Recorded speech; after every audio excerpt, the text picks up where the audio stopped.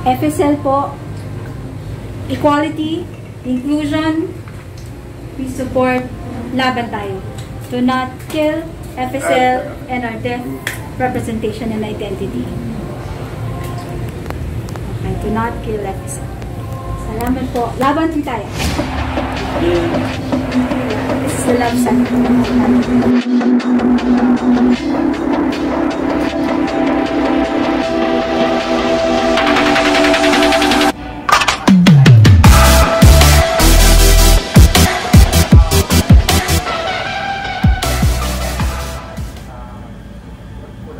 Meron po kami kasamang sign language interpreters.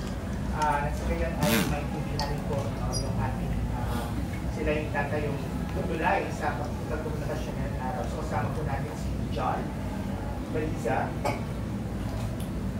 At introduce dito natin ang mga kasama sa ating panel ngayong umaga.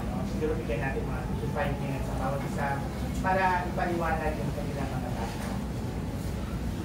Subukan po natin na kung may tatanungan po kayo, so after na-introduce yung sarili nila, then start po tayo. At siguro magiging statement from each one. And then we could have a question and answer. So let's start with Sir, the senior deaf advocacy officer para sa Filipino. And then kasama po niya si Sir Patrick Laza, kasama din po ni Ms. Melissa Rabang, ang FSL training officer.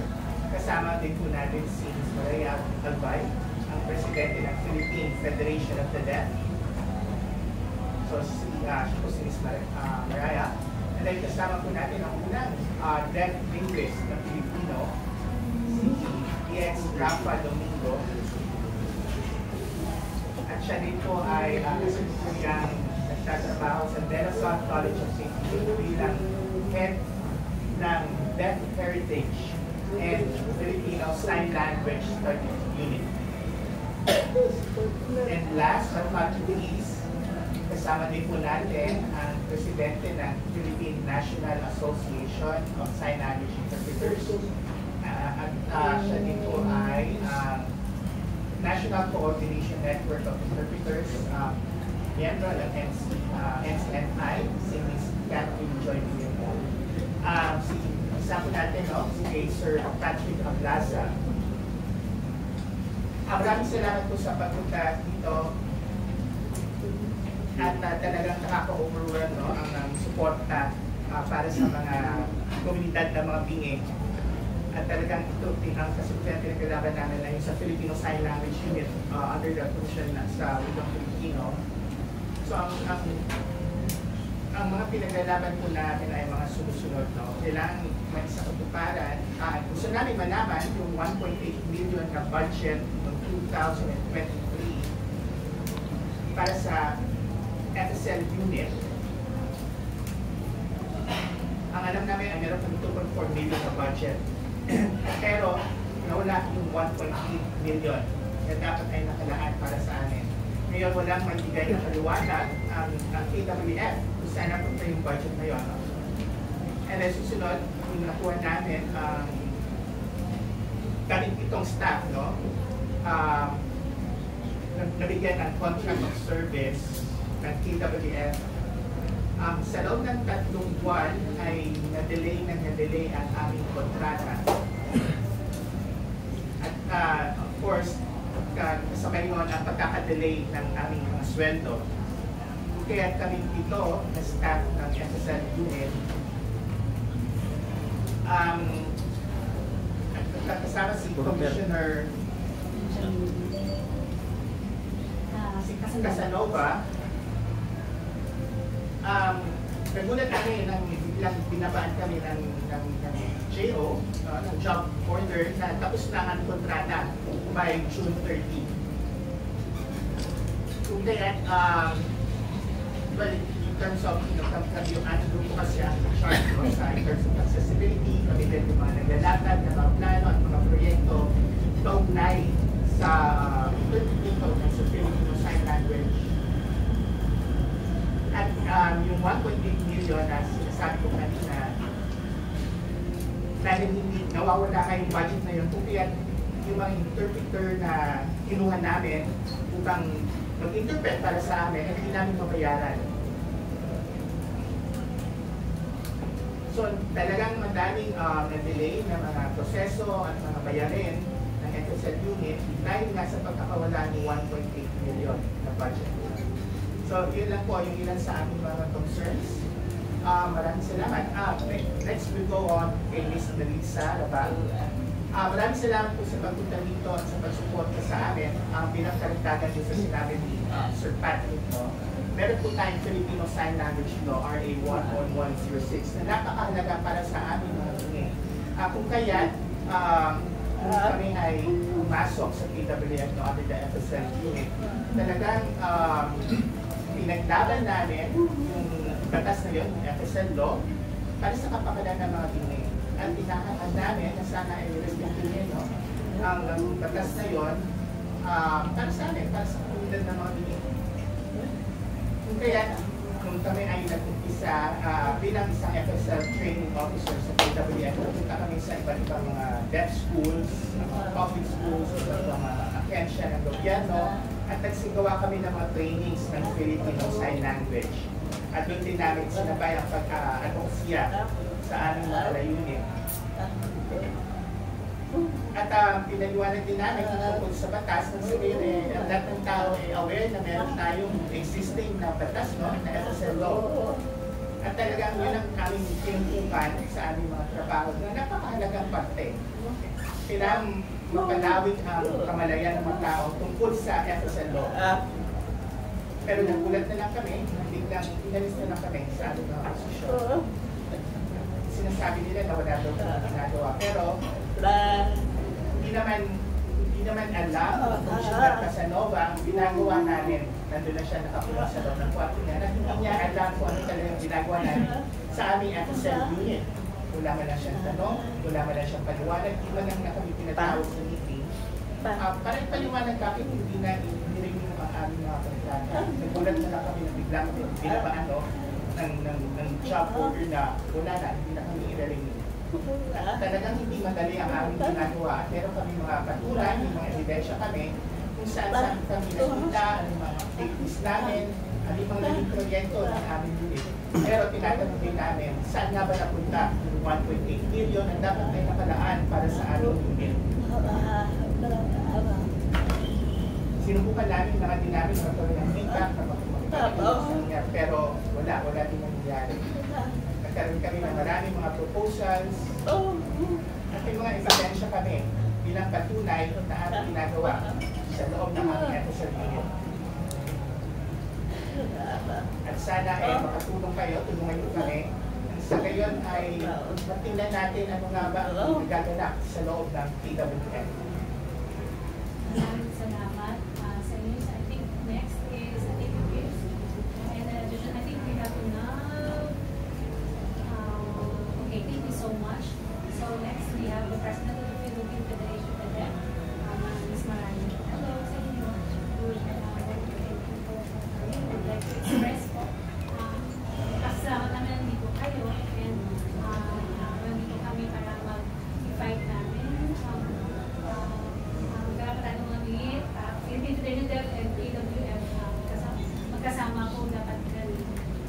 Filipino Sign Language, Filipino Sign Language Unit, budget nila for 2023. And then, Philippine Federation of the Deaf, we have around, we are a national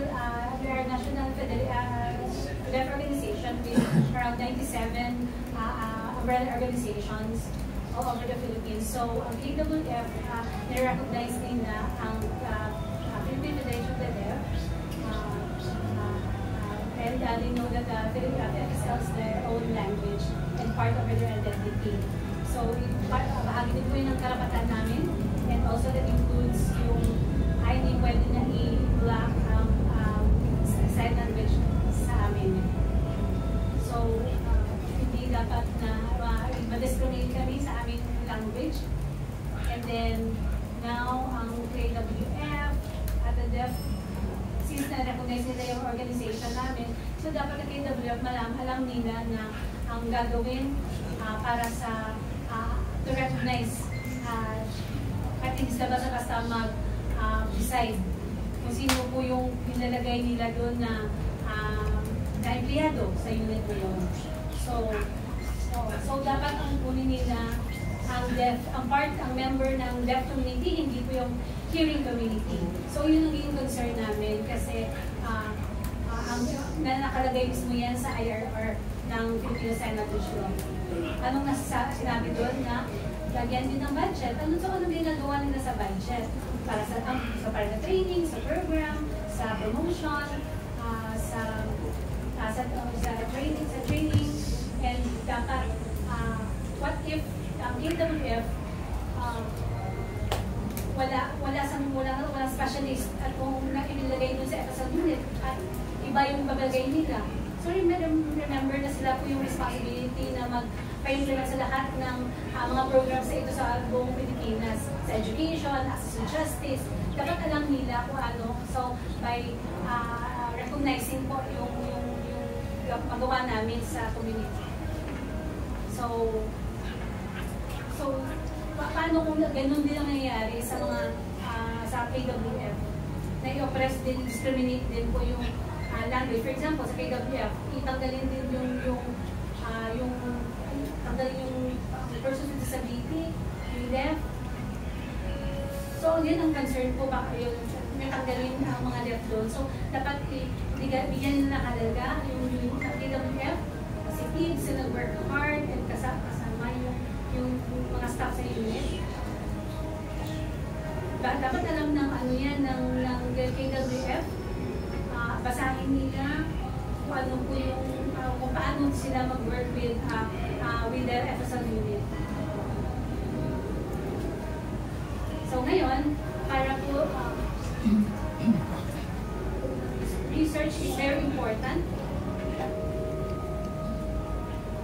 Sa language, identity, sa culture, and sa human right ng isang bini, sa deaf Filipino, to be exact. So dapat alam nila yun.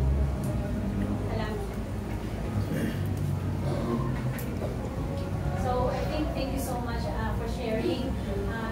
Now we have Adias Rafa. Magandang umaga sa lahat. I am speaking on behalf of the College of St. Philip as well as the Lasarian community. Kami po ay tumatrabaho sa loob ng Filipino Sign Language sa Center for Education Advancement of the Deaf to preserve and protect Filipino Sign Language and its usage in education, and to advance deaf education as well. Kami po ay narito ngayon dahil ito ay aming moral mandate mula sa nabahagi ng aming Lasalle mission at ng aming Benilde mission. Kung kaya ang filosofiya ng Benil ay for innovation and inclusion. So yung dalawa po, Benildian at Lasalle community ay binubuksan ang kanilang pintuan para sa mga komunidad ng mga bingi, lalo na para sa mga binging aking mga estudyante. Ako ay ang aking si Piaz Rafa, at tulad nga pagkakasabi ni Miss Melissa. Si Miss Melissa po ay isa sa aming alumni, ngayon din po ako. Ako din po ay isang alumni ng College of St. Philip. Nandito po kami pang suportahan ang kaso na inilalahan ni Mr. Abdasa sa suporta ng Philippine Federation of the Deaf to Miss Advice. Now, ang KWF, kung saan napapailalim ang FSL unit, kung si Mr. Abdasa at si Ms. Labang ay papalitan at aalisin sa kanilang pwesto at ang KWF ang maghahanap kung sino man ipapalit. Ang aking katanungan lang ay ang ipapalit ba nila ay competent sa Filipino Sign Language? Alam ba niya tungkol sa Filipino Sign Language? May karanasan ba siya bilang bahagi ng deaf community? At ilang taon ang kanyang exposure At may mga experience din pa tungkol sa diskriminasyon. At since 1067, at ngayon po ay meron sa Filipino Sign Language to, na RA 11106 of 2018, na talagang pinanabaho ng komunidad na mga bingi. Nang sa gayon ay magkaroon kami ng pantay na karapatan. We're not just throwing everything in vain. Hindi po namin sasayangin ang aming pinagkaguran. At in this particular instance, we are lobbying for equality once again. We are hoping that while we are considered bilang minority, we are hoping that KWF would be an advocate in terms of addressing the different barriers of our language. However, it seems the opposite is happening. Our language has been, they have set up barriers. They have set up barriers in terms of our language, in terms of our culture. And so it seems that this is blatant discrimination. And I think we are hoping that the government would look into this. And as well, we're calling on the LGUs kung saan may mga iba't iba sila mga deaf na trabador. Bilang karanasan nga ni Mr. Ablasan, Mr. Bato, kung saan inalis sila sa kanilang pwesto, at ang posibilidad na mabuwagan ay kasi at the same time, history is repeating itself. Kung saan babalik na naman tayo to zero. At tatrabahuin na naman natin uli ang pag-recognize ng aming komunidad at ng aming wika. And this is very frustrating for us. Paano na mga tingin kabataan? Paano nila ma-enjoy ang mga privileges bilang Pilipino at bilang mga bingi kung walang magmamatyag, walang mag-monitor ng pag-implementa ng Filipino Sign Language Law? Na supposedly ito ang responsibilidad ng KWF. And this is for us unjust. We are working for inclusion, we are working for mainstreaming of our society, we are working for our full participation. However, this is seemingly not in accordance with what we are hoping for. The FSL unit, kung saan meron kami dalawang representation, dalawang left representation na talagang masasabi natin competent at may karanasan at babad sa komunidad na mga bingi, seems like may injustice na nangyayari, which should stop right now. And we are hoping na sana ay huwag patayin ang Filipino Sign Language sa mga pangyayari. Maraming salamat. Maraming salamat. I think it's time for us to hear from the President of Filipino National Association of Sign Language. Sasalita na po ako. Para makita nyo naman na hindi lang ito concern ng mga kapatid natin.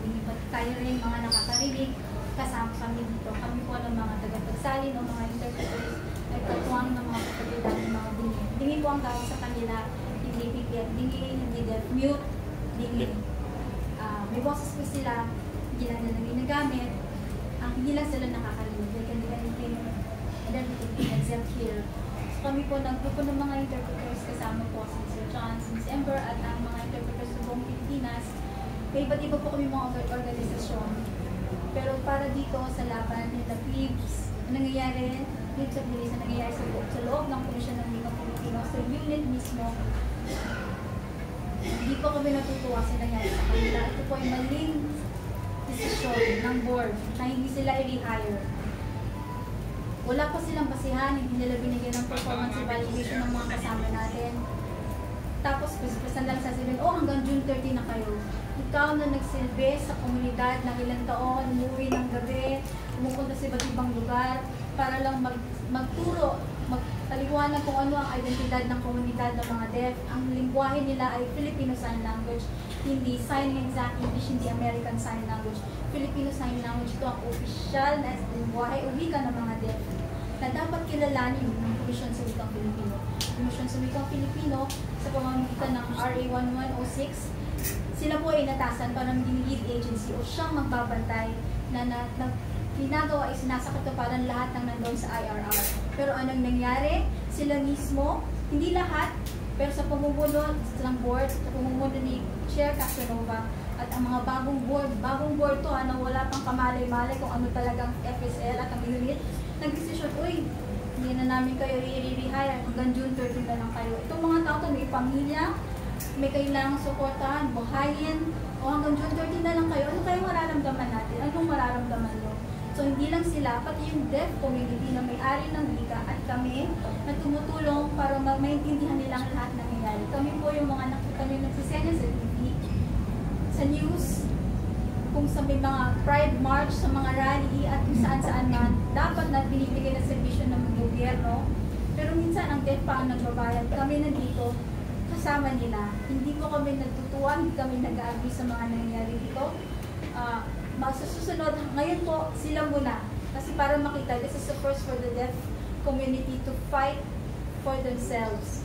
Noong una pinaglaban namin ang batas, ang Filipino Sign Language Law, kasama ang aming network, disability friends, allies. Ngayon, deaf are standing for themselves and for their comrades in a commission sa wikang Filipino. Kami po sa gilid muna, sila muna para makita nyo na sila yung hingi, may karapatan sa kanilang identidad, kultura, lingwahe, kaya parehong karapatan tulad natin. Tulungan natin sila, samahan nyo kami. At kami mga interpreter sa buong Pilipinas, hindi man ako nag-representa sa lahat, but for now, isa lang ako nandito, ang deaf na nakikita ngayon. Tulungan natin sila. Kasama nyo kami at hindi kami susuko tulad nyo.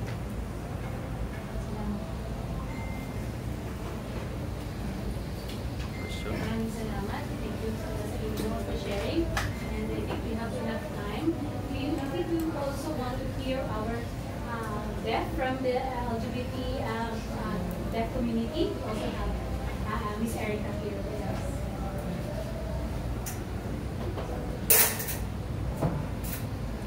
Okay, magandang umaga po sa inyo lahat. Tuloy nga po na nabanggit ako na si Elsa sumusuporta sa kasong ito involving KWF at talagang nakakagulan. Naintindihan namin, no? Si Commissioner Casanova ng mga board, no? Sinubukan ba ng CDP na ginagawa nila Mr. Abdasa at natin Skaba sa loob ng FSL? Naintindihan ba niya talaga ang kabuuan ng ginagawa ng unit na yun? Naintindihan ba niya ang tungkol sa Filipino Sign Language? Hindi pwede matumpara ito sa kultura at wika ng mga nakakalimutan. Kaya we are hoping, no, sana ay ma-recognize naman yan na meron kami sariling language, ang aming natural na wika, at para sa inyong kaalaman. Ang Filipino Sign Language ay isa lamang sa napakaraming sign languages sa buong mundo. At sa buong bansa, sa Luzon, Visayas at Mindanao, meron pa mga subculture na tinatawag. Halimbawa, ang Beti Sign Language.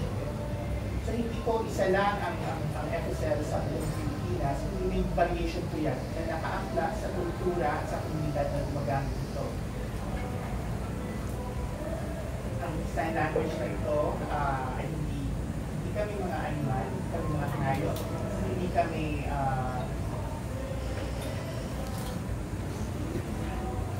ang aming mga kataming wikang ito ay talagang natural na bahagi ng aming komunidad. Kung ang mga nakakarinig ay meron mga wikang pasalita, ganoon din sa amin, meron kami mga wikang pasenya na ginagamit sa aming komunidad. Kung kaya kailangan talagang magkaisa tayo lahat para mas maintindihan natin, kinaupuan natin ano nga ba ang tungkol sa aming kultura, ano nga ba ang pagkakaiba namin ng aming kultura sa kultura ng mga nakakarinig, ng aming wika sa wika ng mga nakakarinig. Kailangan magpaintindihan natin ang bawat usalan. Sa ngayon ay matalawid namin, mag-advance namin. Dahil priority namin, dahil kung walang Filipino Sign Language, hindi uusan ang edukasyon ng mga kabataan. At kailangan sabay kami sa mga bagong teknolohiya na nag-develop, kailangan kami ng mga bagong research tungkol sa Filipino Sign Language. At hindi ito may isa sa katuparan kung walang mga tao, walang mga skilled experts na magmonitor sa loob ng PWF. Kaya pinaglalaban namin ito na magkaroon ng representation sa iba't ibang organisasyon, sa NGOs, sa loob ng mga sektor ng mga may kapansanan, maging sa loob ng PWF, kailangan talaga natin magkaisa. Hindi lamang ito laban ng isang tao, kundi ito ay laban natin lahat. So, hanggang namin ang inyong support. Maraming salamat. So we have also a group from the president of the Deaf Youth Section.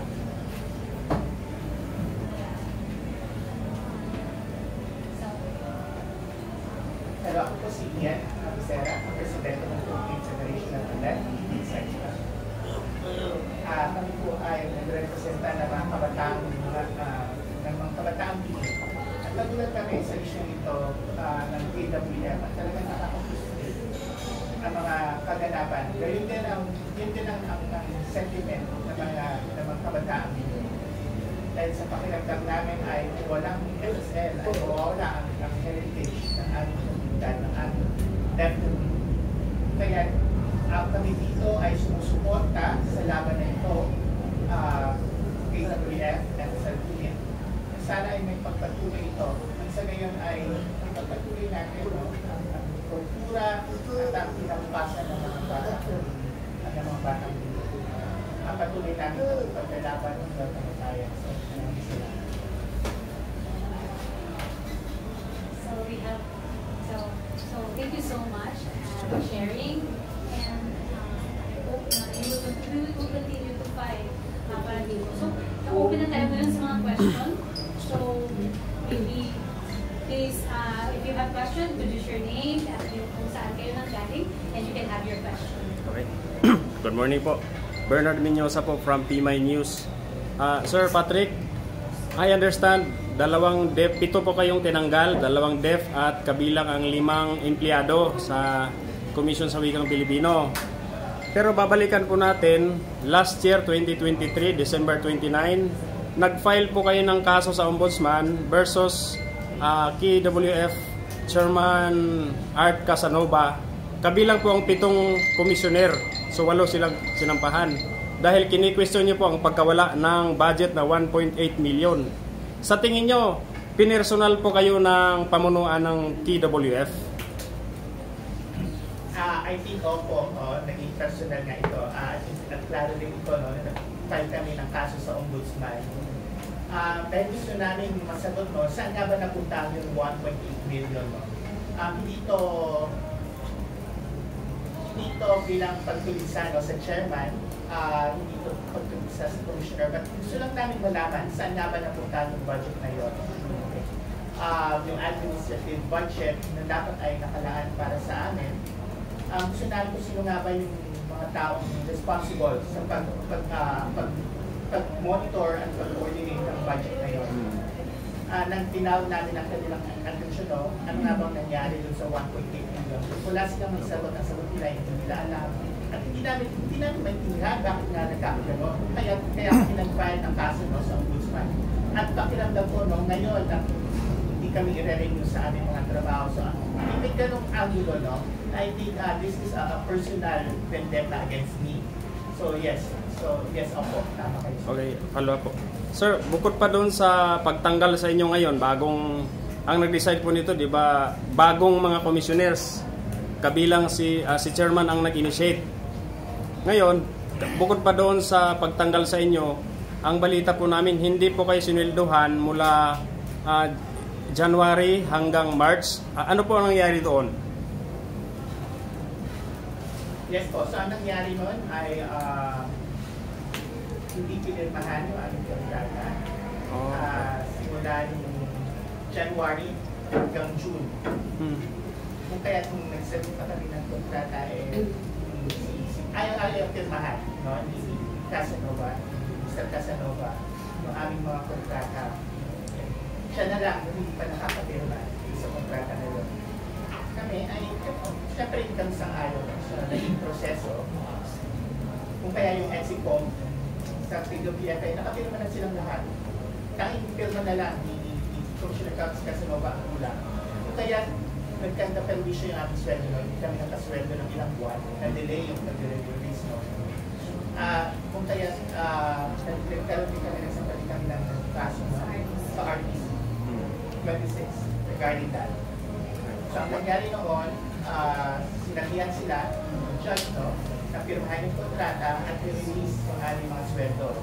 Kung kaya, agad na yung proseso yun, I think around March, no, na nakuha namin ang sweldo. Pero pinaabot muna nila ng ganun patagal. Last question on my part po. Bukod pa sa file nyo sa Ombudsman, sumulat po ba kayo kay Pangulong Bongbong Marcos? Kasi bago lang po, nagpahayag po si Pangulo sa kanyang statement na wala pong tatanggalin. Thank you.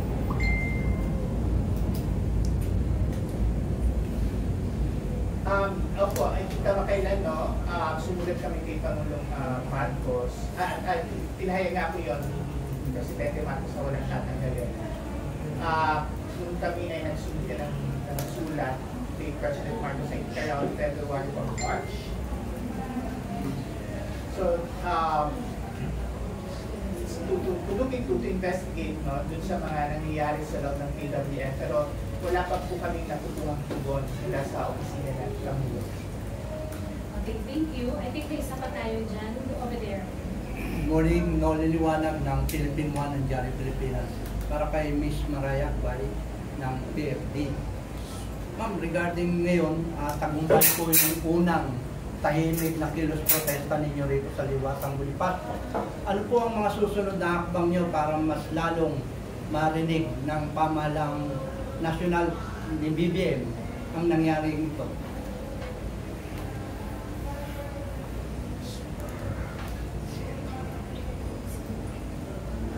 Siguro yung next namin na plan after meeting with the Bro for ang National Deaf Organization, mag-gather pa kami, kasama ko yung NCNDO, and then at saka yung NCNI na may magkaroon kami ng meeting with the lawyer, and then we will plan kung anong next step namin. So dapat kasi ang pagpinaglaban namin dito yung FSLO na dapat i-follow kung bakit sila mismo hindi i-follow yung law na ito. So we will call more mga members ng federation po namin. Hello, ma'am. Kailan kaya possible na gaganapin ito?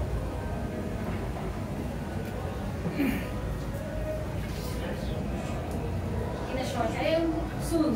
So gagawin namin, maybe next week, we will have a follow-up meeting with the FSL unit. So gagawin namin agad-agad yun. So very important yung FSL unit. So kailangan gagawin namin soon. We will have a meeting with KWF unit. Magharapan kami ang KWF, ang grupo namin, mga allies namin, haharapin namin yung KWF. Walang itatago. Susugudin namin, pupuntahan namin, open nila sa amin lahat. Open sila sa feedback, mag-usap kami. Follow po? Kasi to add sa plano na ito, may update kami, we will continue to process. Continue pa yung court hearing namin sa RTC, Branch 36. We will inform you all kung ano po yung result sa kaso na hearing na ito. We will inform the deaf organization. We will follow up namin, mag-update kami, and discuss namin sa organization ang gagawin namin. But definitely, hintayin lang namin yung decision ng court. Kami naman po kasi kasama namin ang dating president ng Philippine Federation of the Deaf, si Ms. Karen Tagani. Magkakaroon po rin kami ng mga meetings, papupulong and preparation for whatever classes shall be doing.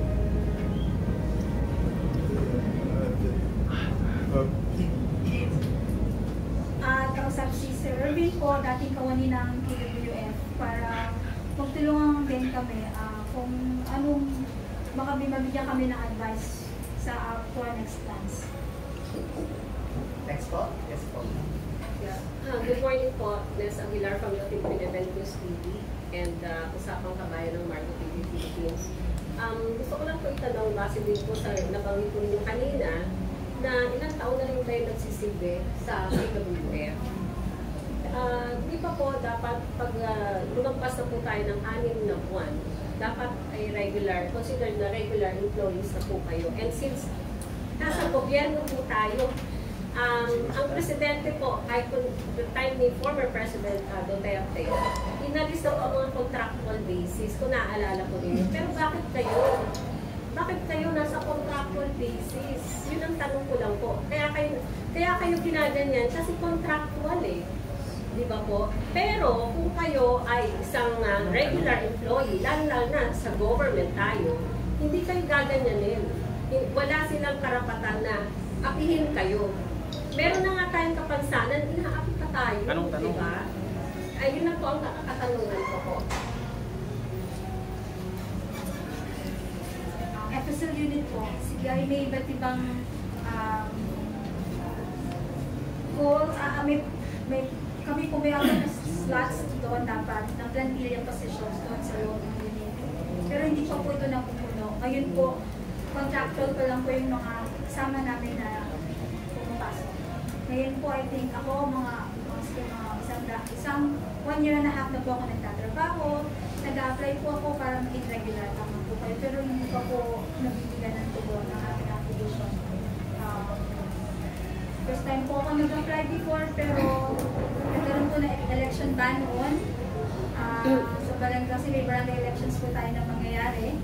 So hindi po na natutulad yung aking application. Kasi ito na naman ulit, hindi po ako tinatawag kung ano man yung resulta. Tapos ito na nga, hindi na kami i-hire pang muli. Tapos epekto pa rin nung siguro, ibang mga problema sa Pilipinas, yung sa Kongreso, yung nangyari sa Senate, sa Congress.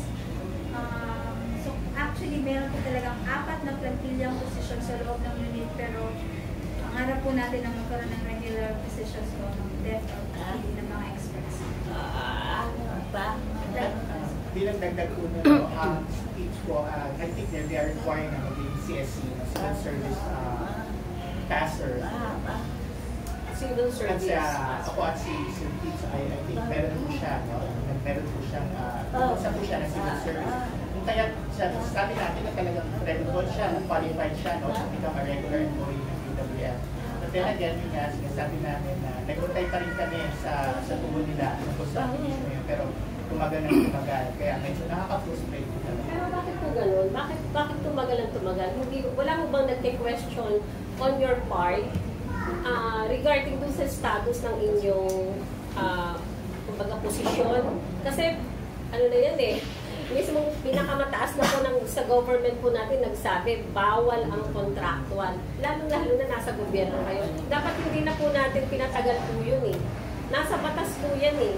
Yun lang po ang question ko po, bakit ganon? Bakit? Okay, next question.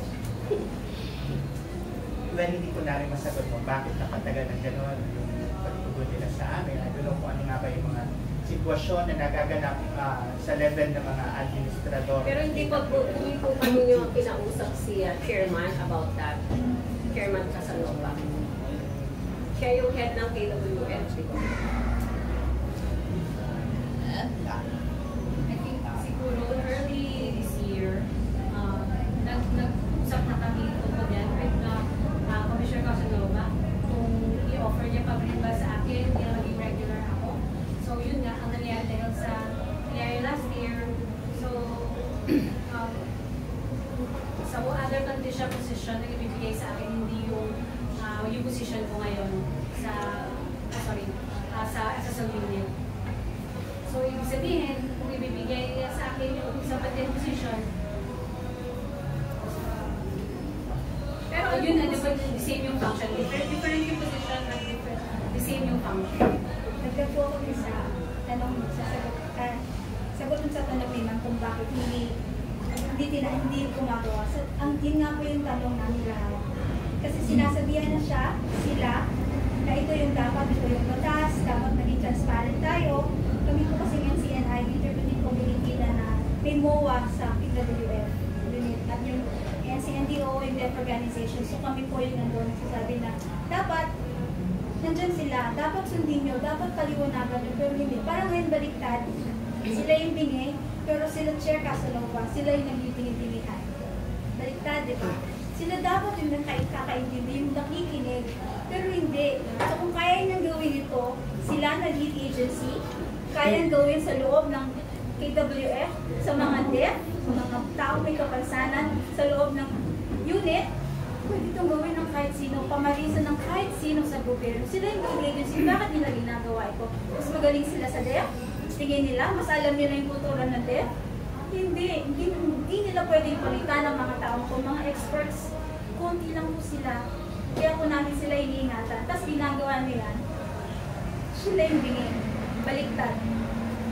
Dapat yung itong bingin na nakakaintindi, humingi ng paliwanag para sila na may posisyon, na may, at even yung mga bagong commissioner, manual lang ng tanongin sila kung gusto ba yung ginawa nyo, ano ba yung mga proyekto, saan kayo pupunta, ano.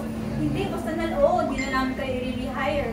Tapos, sino ngayon ang makikinig ng pag-iisip? Ang bingibao sila. Sila yung nasa posisyon, sila ang nagsiserve. Dapat magserve sa deaf, sa community, sa healing. Pero anong ginagawa nila? May kapansanan na, hindi pa, ginagawa nila ito. Hindi namin sila maintindihan. Last question na lang po, kasi katanungan ko pa rin po ito, simula nung may nabalitaan ko po ito eh.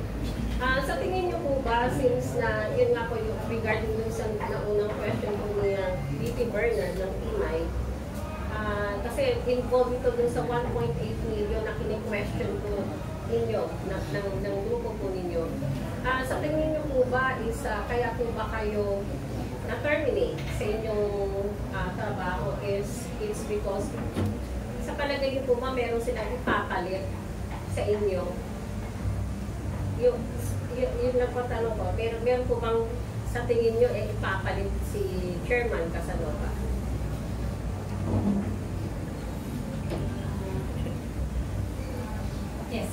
Yes, correct. Yesterday, 2 days ago, Wednesday, pumunta kami sa RNTC, branch 26, and we discussed about, nag-express si Mr. Casanova, they will be plans to i-end yan yung contract namin because mag-hire sila ng iba na kapalit namin. So I don't know sino.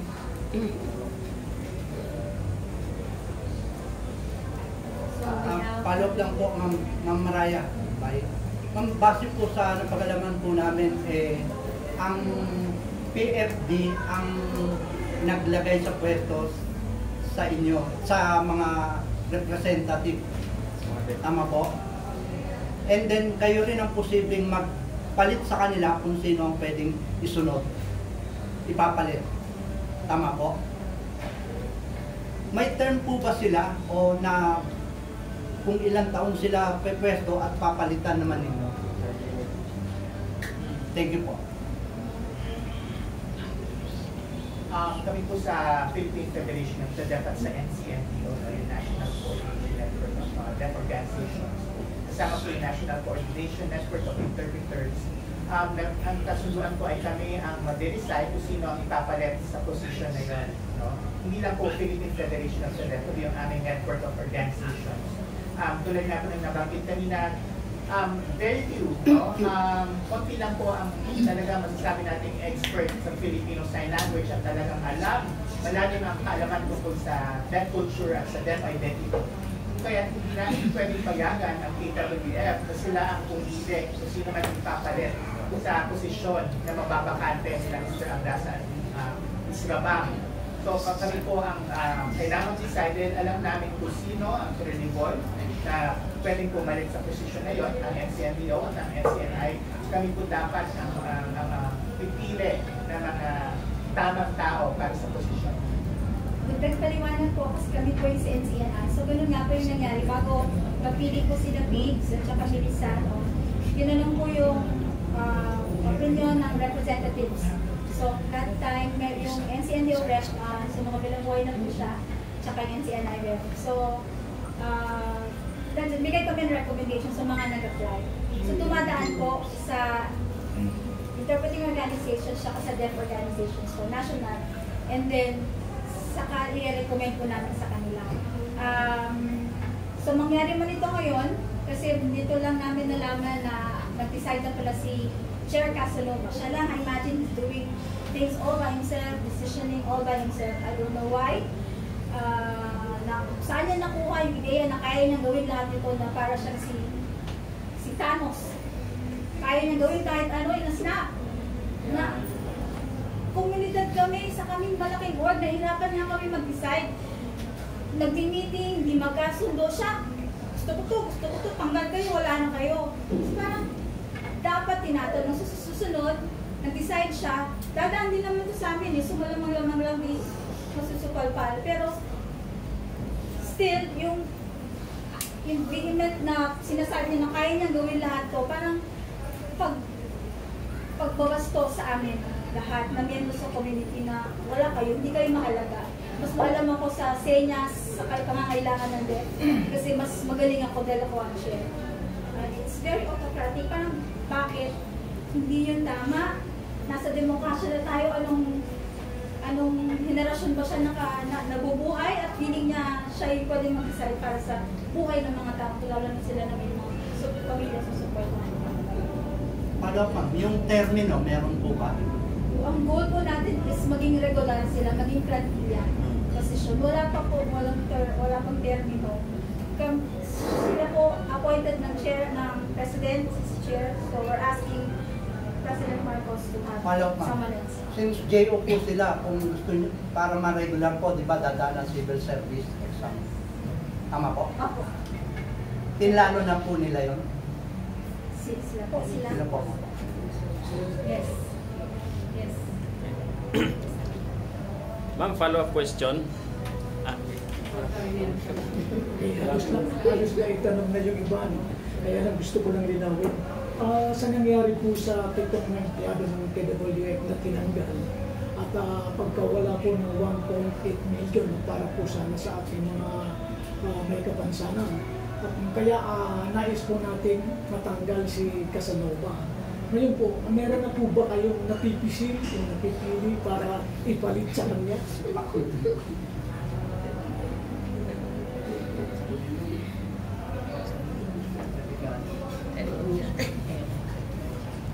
Well, hindi po kami talaga, hindi po kami nagpo-propose na matanggal sa pwesto si Chair Casanova. Ang aming panawagan po ay imbestagahan, no?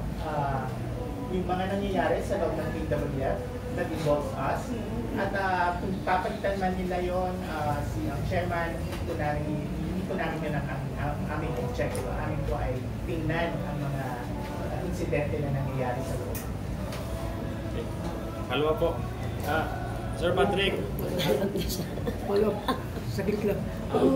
Sakali po na talagang matatanggal siya, ano po, posible po kayang manggaling sa grupo natin ang ipapalit?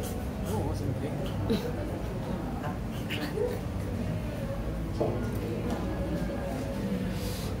Ang gusto lang po namin sa ngayon ay as long as kaya nga ipaglaban ang FSL Philippine Sign Language at ang FSL, ang advocacy na ginagawa ng aming grupo, kahit sino man ang ipalit nila, okay lang po.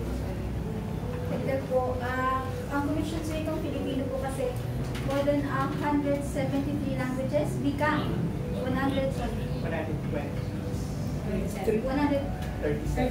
Ayun. Ganun kadaming spoken languages. So, tapos isa lang po yung senyas ang FSL. So siguro kung hindi naman namin directly sinasabi umalis ka na dyan, but what he's doing, the act, what he's doing is wrong. It's very wrong. So he's not worthy to stay there. Parang he's not qualified to stay there. Ang sinasabi namin, makita kami, ma-recognize na FSL unit. So, ang plano ng iba namin mga kasama, hindi pa dito kasi nasa ibang lugar pa sila, is magkaroon ng deaf representative sa board ng KWF. Para sa susunod, hindi na mangyayari ito. So, ito yung mga nilalakad ng iba namin mga advocates na wala po dito ngayon dahil biglaan ang daming nangyayari. Pero, yun po. Sana nga kung may deaf na board member, pwedeng pagtanggol. Aside from the people in FSL unit na sana mag-stay sila Philips and Philips sa board. Correct. Palwa po. Sir Patrick, I understand this is the first time in the history na naabuso po ang batas sa mga deaf kasi mayroon pong tinanggal. Nasa batas po yan. Okay. baka magiging worse comes to worse, may plano na ba ang deaf community na magpasaklolo sa ating mga mababatas in aid of legislation, imbestigahan? Thank you. Yes sir, opo. Nagkaroon po kami ng meeting with Representative Franz Castro, no, ng ACT Party List. At well, bakit siya, no? Dahil kasama namin siya, kasama po namin siya together with Congressman, with then Representative Antonio Pino. At we're hoping, no, through that discussion with her na makuha kami ng suporta in terms of, again, ang gusto lang namin pag-isipan kung ano ba yung tamang hakbang, no, na dapat namin gawin when it involves yung other government agencies. Together with the Congress, we also have some senators. We had a discussion, well, I think we're planning to have a discussion with Senator Binay, with Senator Ontiveros, at Senator Win Gatchalian. So, pinaplano din po namin na magkaroon ng meeting with them, hopefully, supposedly last week, no, pero I think mag-suspend ang session. So, after mag-resume, so we're hoping to have a dialogue with them. Kay Ma'am Maria. Ma'am, since ang KWF po ay under ng Office of the President, ang International Community Organization ba may hakbang na para gumawa ng sulat kay Pangulong BBM?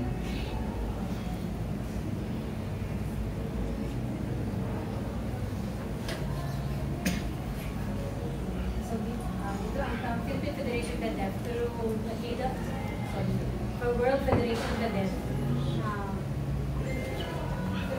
World Federation of the Deaf. So we may partnership po kami, and we will write a letter through to BBM, to President Marcos.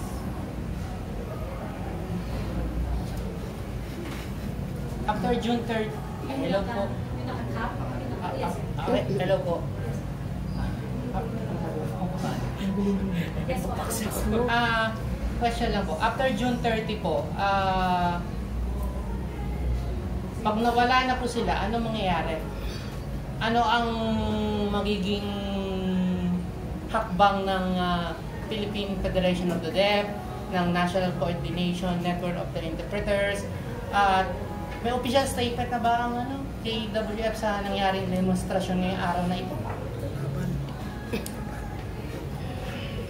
Naniniwala po kami na kung sakali na mangyari na matanggal na tuluyan ang ating mga kasamahan sa KWF, ang NCNBO at ang NCNI, kakaroon po kami ng susulod kami, no, sa KWF by July, no, para magkaroon ng pagpupulong kasama ng iba't ibang deaf organizations. So, yun po yung aming pinagplano. So, titignan po natin, no, kung ano yung magiging susunod na hakbang na ating gagawin. Pero yun po, talagang yung aming plano ay magkaroon ng pagpupulong kasama ang KWF.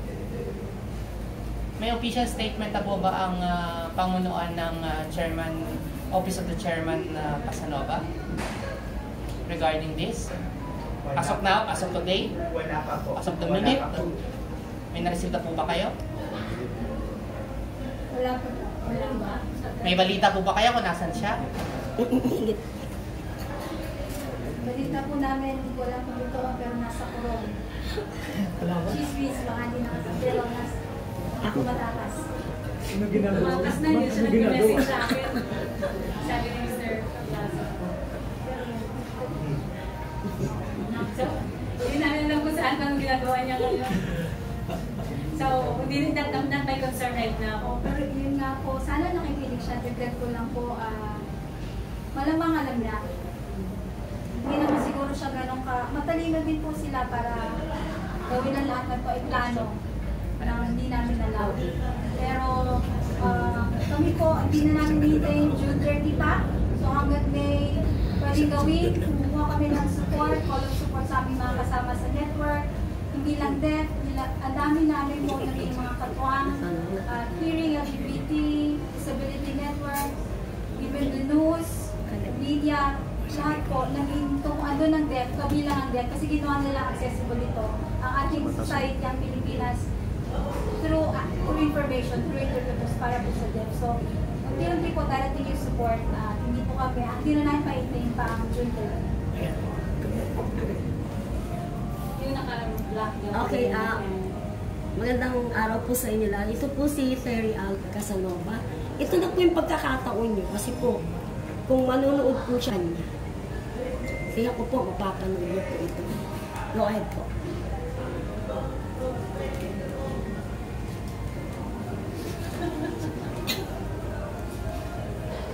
Sige po.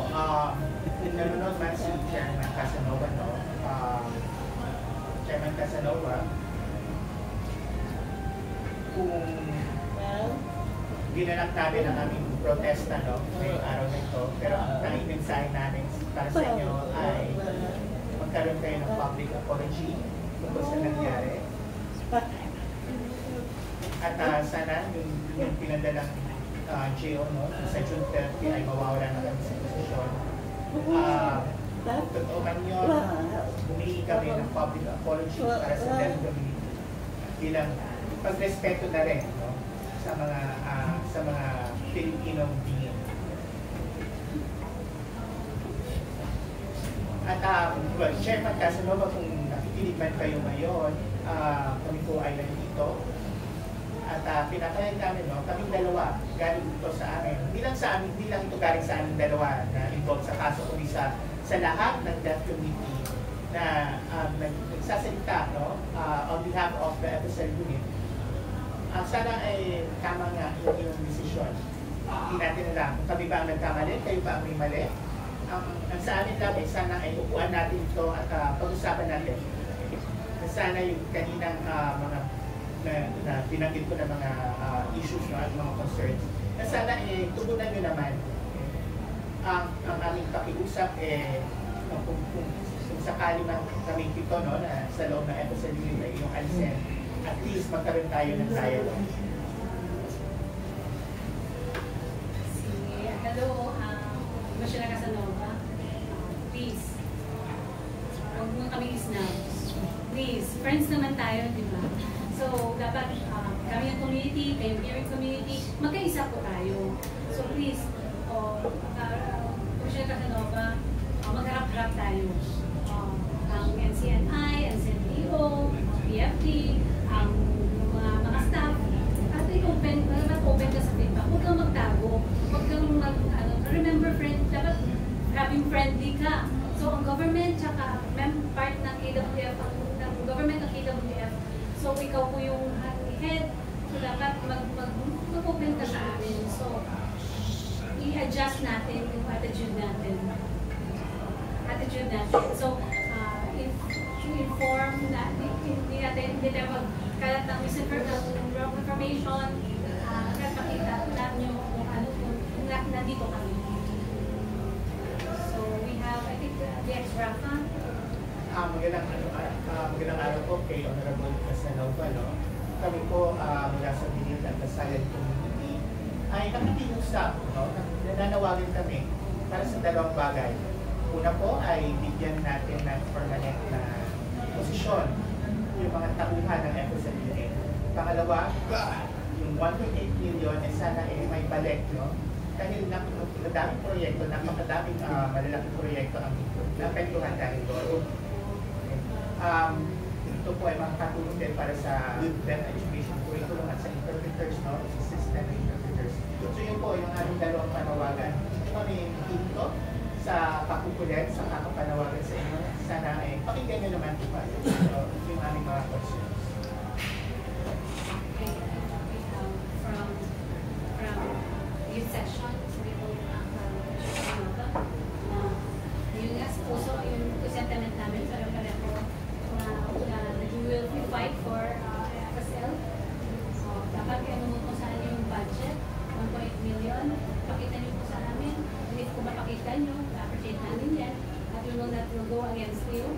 So sa amin na naman, i-explain mo lang sa amin. So we hope na you can say, public apology. Also, we have the President Pinoy Deaf Running Group President. Ang gusto lang ko lang sabihin para kay Honorable Casanova ay, well, kapalagayan ko kasana tayo. Let's go on to the day. Hero lang po. Ang gusto lang po natin sana mabuksan at makita para sa pinaglalaban namin ngayon. Sana mabuksan ang iyong isip at ang iyong puso at pakinggan niyo naman sana kami kung aming mga reaction tungkol sa mga nangyayari ko. Let's have a feedback, let's have a dialogue. Hindi yung parang nagkibig-balikan lang kayo dyan para wala lang kami. Sana sabihin niyo sa amin yung mga, at harapin niyo kami, no? Ano nga ba yung mga dahilan ng mga desisyon na ginawa ninyo? Sana ma-resolve natin yun sa pag-uusap. Wala sana mga nangyayaring ganito, no? Na mga protesta at kung ano-ano man, no? Sana walang mga na-stress na tao. So, yun lang. Sayang lang kasi parang tumataas na hairline natin, no? Dahil sa kakaisip ng mga bagay ko. Pero sana ay mapag-usapan natin ito. I think napaka-importante itong usapin ito para sa aming mga tingin. At sana pag-usapan po natin. Yun lang po. Mahal namin. I think last we have we hear from Pinasli. Okay. Please come back daw, sabi ni Erica. Gusto niyang makadate si Chair. Siguro kami naman po, nasabi na halos lahat ng komunidad, ng deaf community, ng mga leaders, and we're proud of you of what you're saying, standing for your beliefs, for the community. Kami po nandito lang kami, nakasuporta. Hindi magandang maging bingi, Chair Casanova. Ito ang ginagawa niyo sa kanila. Mahirap maging bingi. Yung pagpapagal namin, matanda na ako, pagod na po kami para mag-interpret. Kailangan na namin ng bagong interpreters, deaf leaders. Hindi niyo po gusto yung maging bingi. Kaya wag po kayong magbingi-bingihan. Please.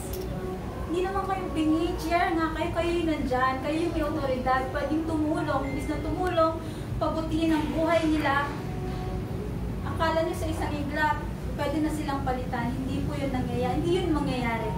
Kasi konti lang ang may kakayanan na tulad nila.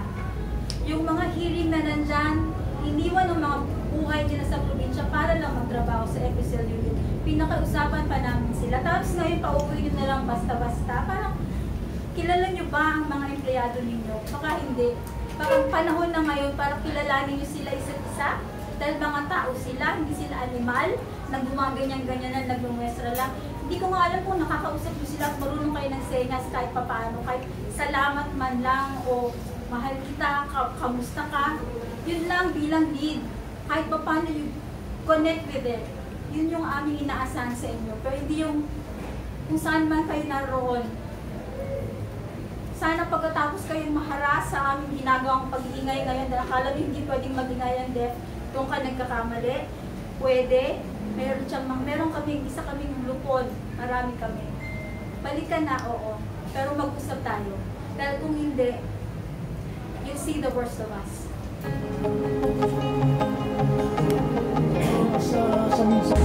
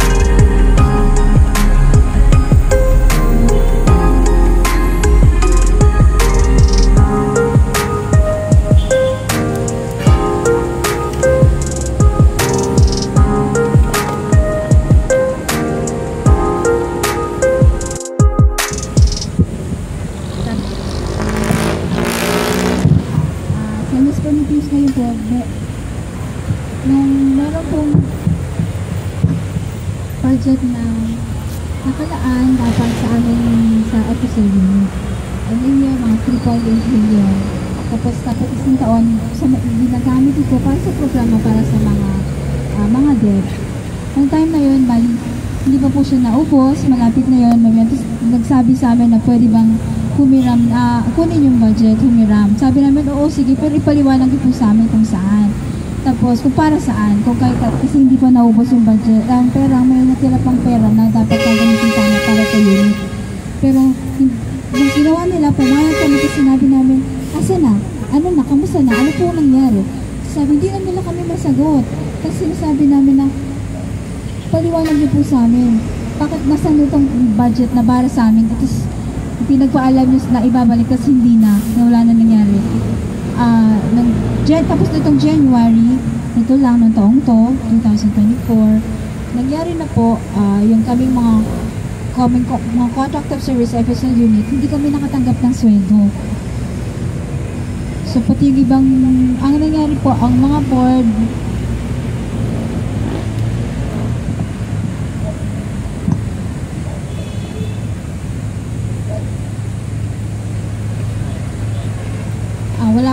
wala pa pong board nung hindi pa, sorry, interpreter lang. Itong January po, o pagsimula ng taon, meron pong mga natalagang bagong board members, mga commissioners doon po. Ang naiwan po nandyan po si Chair Casanova, tapos may mga bagong membro. And then pinapaliwanag po sa amin, tatanong namin, bakit niyo po hindi kami pinapasahod? You're abusing your authority. Yung aming sahod, hindi binibigay ng 3 buwan na. Tapos ang nangyari, yun nga, yung contract namin, hindi inayos. Tapos kami, kaya po, hindi kami nakasahod ng 3 buwan. Ang ginawa po namin na nag-file po kami ng case sa RTC. Tapos ang nangyari doon, ngayon parang hindi ko alam kung anong dahilan, hindi na daw po kami i-hire sa susunod pang mga taon. Kasi usually every 6 months po nire-renew ang aming contract as contract of service. So hanggang June 30 na lang daw po kami, yun po yung decision ng bagong board sa pamumuno ni Chair Casanova. At malamang palitan daw kami ng iba kung sino man. Tapos ang tinatanong namin, bakit? Anong dahilan? Anong basihan? Kami po ay nirekomenda ng deaf community para magtrabaho sa unit. Hindi pwedeng hearing o nakakarinig ang magiging senior advocacy officer sa loob ng FSL unit. Dapat deaf. So ito kaya ang ating pinaglalaban po, sana manatili po ang mga kawani ng FSL unit, ang mga COS employees. Tatanggalin po nila kaming dalawa ni Melissa na deaf at may iba pang hearing. Nakakarinig. Ngayon po, nandito tayo ngayon para humingi ng atensyon sa ating mga congressmen, senators. Sana naririnig tayo ni President Bongbong Marcos. Siya ang may otoridad, ang may power. Siya lang ang pwedeng magtanggal kay Chair Casanova sa mga ginagawa niya sa amin. Ang KWF po kasi, ang pumipili po ang President Duterte ng panahon na yon para maging chair si Casanova. So, si Chair Casanova. Ang pwede lang magtanggal sa Chair Casanova ay ang bagong Pangulo, ang ating Pangulo ngayon si President Marcos. Tapos na yun po, dapat mali din po yung ginagawa nila na walang performance evaluation, basta na lang kami hindi natatanggap, hindi na kami itutuloy sa aming posisyon. Dapat sundin naman ang tamang proseso. At salamat po at nandito kayo para sa ating lahat. Alam kong malalayo pa po ang nanggalingan ng iba. Alam ko may taga-Bataan, taga-Cavite, taga-Zambales, Pampanga, Tasmariñas. Salamat po mga kapatid for being here. Salamat po sa suporta. At patuloy kami sa serbisyo ninyo. We'll be signing. So, pinaliwanag po ni Pibs kanina. I-summarize lang natin. Ang mahalaga, kasi di ba, nalilito sa issue problema sa Commission ng Wikang Pilipino. So, ang Commission sa Wikang Pilipino, sa ilalim nito ay ang FSL unit, ang Filipino Sign Language Unit. Kasi ang Komisyon sa Wikang Filipino ang namamahala sa iba't ibang lengguwahe, wika sa Pilipinas. Ang sign language, Filipino Sign Language, isa doon ang lengguwahe ng mga deaf, ang wika ng mga deaf. Siya naman pinamumunuan, inaalagaan ng FSL unit. Okay, naaniyan po natin yung si Melissa naman na isa din COS sa FSL unit. Ito po ang senyas natin. So meron tayong, ang nangyayari ngayon, si Chair Casanova at ibang mga commissioners doon, naniyurakan ng karapatan nila sa kanilang trabaho. Melissa signing, hello po, ako po si Melissa, ito po ang aking name sign. Ako po ang responsible of nangangalaga ng training and services sa loob ng FSL unit. Halimbawa po kami pupunta sa schools, sa agencies, national agencies, and government. Magtuturo po kami at mag-advocate tungkol sa Filipino Sign Language. Kasama ko po si Pibs, kami dalawa po ang bingi na nandun sa FSL unit. Si Pibs po ang ating advocacy officer. Ito may wika tayo na dapat makilalanin ng iba't ibang mga Pilipino din sa Pilipinas. Nandito kami para i-share, ipaliwanag, karamihan sa mga nakakarinig, ano yung FSL? Yung deaf nagsasalita, may lingwahe ba sila? So kami po, we're giving orientation, pagmumulat, pagsisensitize sa mga kasama na kawali sa gobyerno kung ano yung Filipino Sign Language at anong kahalagahan ng Filipino Sign Language law. Binagbibigay-bugay kami sa inyo lahat dahil kami nandito para magtrabaho para sa inyo, para nagsisilbi kami para sa mga deaf community. Salamat po na naman. Ipaglaban natin ang ating mga kasama. Laban tayo. Paglaban natin ang FSL law at ang FSL unit, sabi ko ni Melissa. Ganun din ang sabi ng mga kasama mga deaf. Ng Bataan Federation of the Deaf. Marami po kami mga miyembro doon pero karamihan kabataan. Ako po ay nagpunta dito. Yung sitwasyon po sa Komisyon sa Wikang Filipino at sa FSL unit, nalulungkot po kami sa ganung pangyayari. Kami po ay nandito para sumuporta, para patuloy po na maging kawani ang aming mga kapatid na si Pibs at si Melissa para ipatuloy nila ang servisyo sa ating mga sa deaf community. Rich po we have a rich language in Filipino Sign Language and we're here to support it. Ingatan po natin ang ating wika. Mula naman sa Zambales, nanyayahan natin. Sila sa likod. Asa na yung mga kasama? Sige, isama kayo dun sa harap. Yung mga kasama pa na Zambales. Zambales Deaf Organization. Hello po, kami taga Zambales. Ang pangalan po ng organization, ito po ang senyas ng Zambales. Sinispell niya po ang Zambales. Alright. So, Zambales Province Association of the Deaf. Ito po yung aming organisasyon. Ako po ang pangulo ng aming sekretarya. Ken. Ako naman po si Ken, ang secretary. Ako po naman si Anne. Okay. Salamat. Taga Aurora? Meron tayong mga kaibigan taga Aurora? So, hello po. Ako po ay si Romel. Ito po, ay galing po ako sa Aurora, Baler, Aurora. Ako po ay ang presidente ng aming organisasyon at ako ay talagang sumusuporta sa aming lengguwahe. Ito ay pinaka-importante talaga. At talagang malakas ang aking suporta dito. Salamat! Next, Pampanga. Ay, hindi. Wait lang, mali.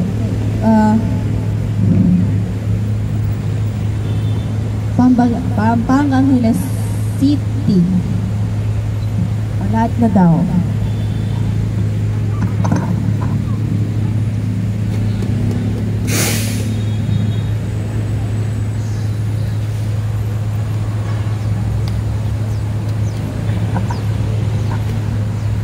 Hinahanap ang isang membro ng organisasyon.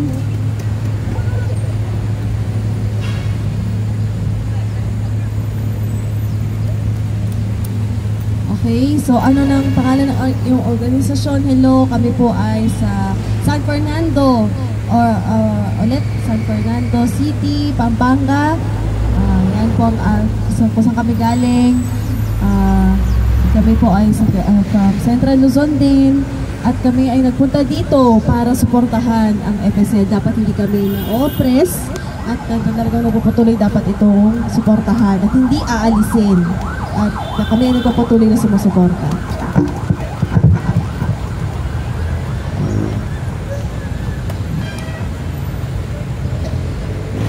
Susunod naman ay ang iba pang Deaf Organization, Deaf Association of Angeles City. Hello, ang aking pangalan ay si Laris.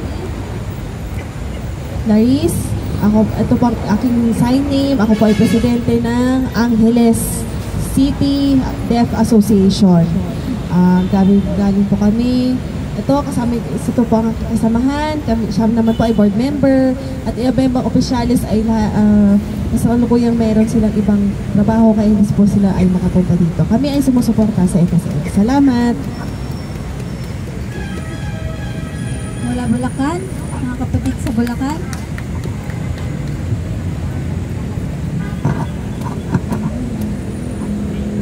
Hello, ako po ay si Joe.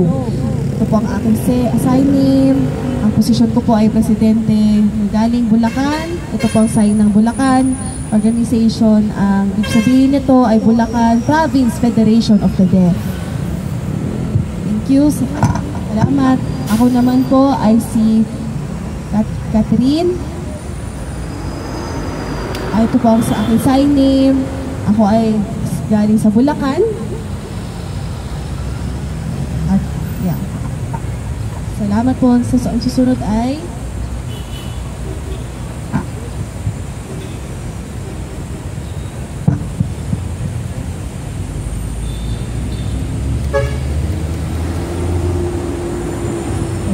Inaanyahan po natin mga deaf leaders at deaf organizations na magsalita at pangalan sa harap.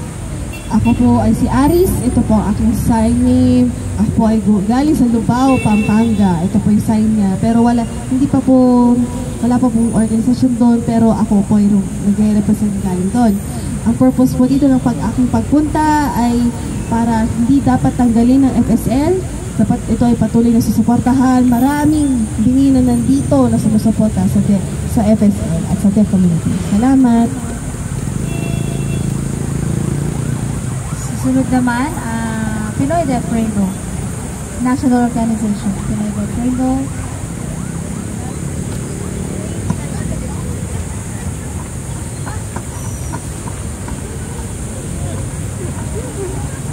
Ang dami na yan, ang Pinoy Deaf Rainbow. Good morning! Kami po naman po ay galing sa Pinoy Deaf Rainbow. Ito po ang sign name. Ako ay kasalukuyang presidente. Ito ang finance. Ito yung auditor. Ay secretary. Ito ang advisor. Si DC. Ano ang dahilan bakit kami nandito? Ito ay dapat suportahan. Importante ang FSL law. Kasi kailangan ma-preserva itong lingwahe namin. Hindi dapat siya tinatanggal. Bakit ito importante? Kasi ito nabibigyan kami ng access. At kailangan din ng interpreters, tagapagsali ng wikang senyas, at kung saan para kailangan. Siyempre, kami ay nakakaranas pa rin ng hadlang. At kami dapat ito ay ma-recognize at dapat bibigyan kami ng access sa pamamagitan ng pagbibigay ng tagapagsali ng wikang senyas. At sana ito ay may hustisya at hindi kami susuko. Kasi alam ko ang FSL, we're still, pinaglalaban pa namin ang aming lengguwahe. So sa lahat ng mga bingi, di ba, nakita nyo, dami organisasyon, nare-recognize din sila. And hindi dapat tanggalin. Ang mga deaf talagang mas mabibigyan pa ng access. Kayo, ikaw, may mensahe kayo? Mahalaga po na nandito tayong lahat. Pinapakita natin sa Pilipinas na magkakasama tayo. At ang issue ng accessibility at ang pagpagtutuloy ng mga kasama natin sa FSL unit sa kanilang trabaho. Pag nawala sila doon, sino na ang titingin, ang magbabantay kung may problema ba, may concerns ang deaf community. Kung wala sila, sino nang maglalaban para sa atin? So dapat po ang mga nasa gobyerno, kung meron kayong tanong o kahit anuman para sa deaf community, sama nyo kami, tanungin nyo kami. Hindi ko pwedeng kayo na lang ang magdedesisyon para sa amin. Hearing kayo, nakakarinig kayo, hindi nyo alam ang sitwasyon naming mga bingi. Naiintindihan nyo ba yung senyas namin? Alam nyo ba yung aming batas? Kaming mga bingi, alam namin ito at nandyan sila para ipagpatuloy, ipagtanggol kami. Kami yun, tanungin nyo kami. Yung sinabi nga kanina, pinagkakatiwalaan namin si Pigs at si Melissa. Sila yung may mga ideya na para kung anong problema, alam nila kung anong solusyon na pwedeng ibigay ng serbisyo para sa mga bingi. Huwag nyo silang isang tabi. Akala nyo, ganun-ganan lang sila, pwede sila apihin ng kahit kailan, kahit ano lang. Hindi po, hindi pwede. Alam nila kung ano ang aming senyas, mga kasama namin sila. Alam nila kung anong gagawin kayo. Alam nyo ba? Konti lang, natuto lang kayo ng konti sa FSL, nagmamarunong-marunong na kayo. Sila yung dapat nandyan, sila yung dapat na manatili. Kausapin nyo sila, kausapin nyo kami.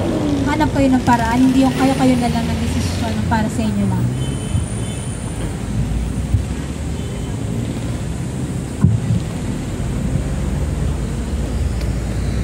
Ang susunod ay Cavite. Cavite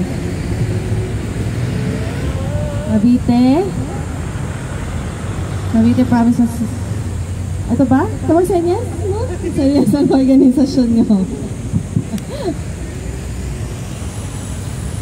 Talagang kinokopya yun nga. Hindi. Ay, kami pala. Magkakasama pala kami. Anyway, ako po ay si Mark Kelvin. Ako po ang presidente ng Federation of the Deaf Cavite Province. At kailangan po i-introduce ulit. Ako po si Erica, ang Vice President ng organisasyon na nasabi. So kami ay sumusuporta sa dito kasi kailangan ma-preserve ang aming batas, RA 11106, at dapat hindi tanggalin ang mga bingi sa trabaho. Talagang oo, may maganda naman, may budget naman ng gobyerno. Kaya lang, dapat ang FSL unit dapat meron pa rin deaf doon para kami ay mabago ang aming mga buhay. Dapat ipreserba talaga ang FSL. Yan lang. Salamat.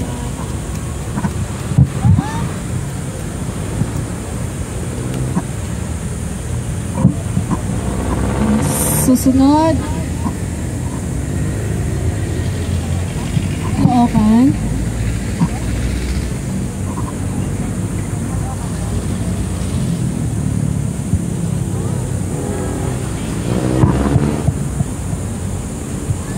Caloocan, yan. Ako po si Henny. Ang aking senyas na pangalan. Ito po, Caloocan. Galing ang Caloocan. Ako po ay ang sekretarya ng Caloocan Unity. Ano to? Unity. Ano na? Unity of Deaf Association ng Caloocan. United Deaf Association of Caloocan. So, ako naman po ay si Ben. Ito po ang aking sign name. Ako po ay auditor ng organisasyon ng United Deaf Association of Caloocan. Same lang kami. Pero siya North Caloocan, ako naman South. Ikaw, anong mensahe mo? Sana ang FSL ma-unite tayo dito. Kasi para sa kinabukasan na may accessibility din kami, right? Yun lang, para sa aming buhay din. At sana, mapagdasal natin na lahat ito ay matayuan natin ang ating mga rights.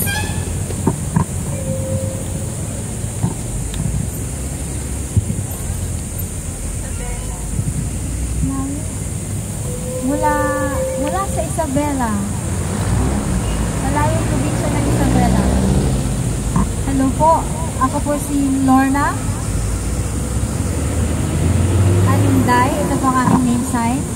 hindi po makapunta ang aking ibang mga kasama, pero nandito po kami, mga Tagalog Isabela.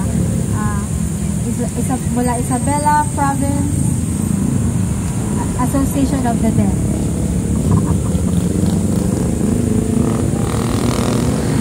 Nandito po kami. Actually, gusto namin matutunan po anong nangyari, malaman at sumusuporta po kami sa nangyayari ngayon sa Komisyon sa Wikang Filipino at sumusunod din sa tawag ng aming national organization na Philippine Federation of the Deaf. Hindi lang makapunta iba kong mga kasama, kaya nandito po kami, ba't kami po ay kasama niyo. Ang susunod, Quezon Province. Quezon City.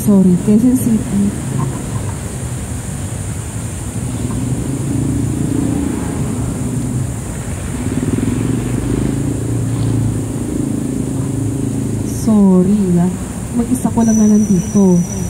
So, ano rin sabihin nito? Quezon City. Ito po, hindi pa pala. Quezon City Association of the Deaf. Ito po ang signing organisasyon namin. Ako po ay sekretarya. At kami po ay sumusuporta dito.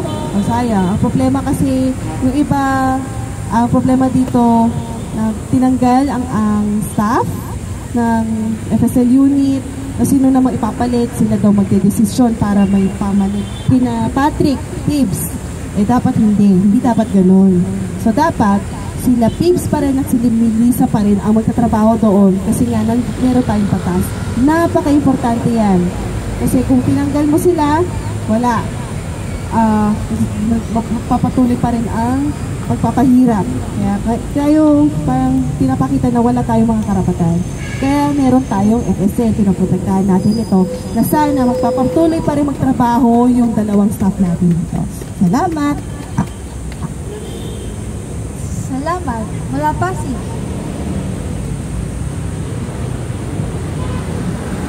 Ito ang senyas ng Pasig. Hello. Hello po. Ako po si Angelo. Ito po ang aking name sign. Ang organization po namin ay Pasig City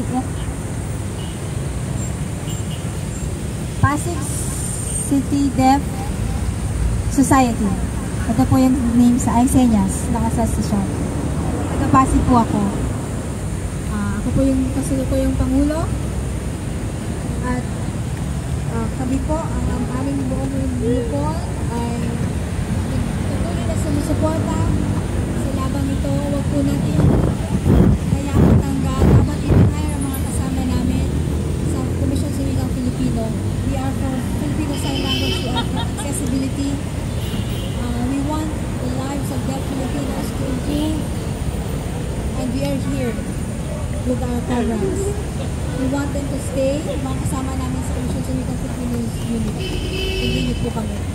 With full force, sinusuportahan po namin at sasama namin.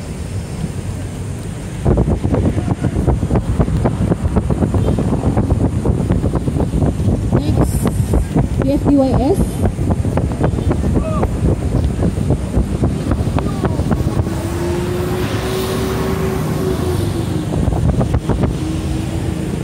Hello! Ayan, yung mga youth, yung mga kabataan dyan. Ako po si Ian. Ito po ang aking sign name. Ang posisyon ko po ay kasalukuyang presidente ng Philippine Federation of the Deaf Youth Section. Ako naman po si Ben. Ito po ang aking sign name. Ako naman po ang sekretarya ng Philippine Federation of the Deaf Youth Section. Kami ay talagang strongly support ang FSL. Ibig sabihin nito, di ba, na-establish ng KWF, NCNA, ano na to? Kami ay buong suporta sa KWF at sana magpapatuloy pa ito itong si Pips at si Melissa, sana magpatuloy po sila, hindi po dapat sila tanggalin kasi sila po ang nakita at nare-recognize din ang identity ng mga bingi. At hindi lang ito identity, kundi yung kung saan napupunta yung budget at talagang we strongly support yan. Salamat. At ako, sabi ni Ben, kayo sa talagang kami lahat sumusuporta, hindi dapat ito nawawala, hindi dapat ito natatanggal. Kasi para ito sa kinabukasan, maganda kinabukasan, sa mga batang bingi, sa mga batang adult, yan na. And dapat hindi sila tinatanggal at dapat magpapatuloy ito para sa kinabukasan. Okay, salamat!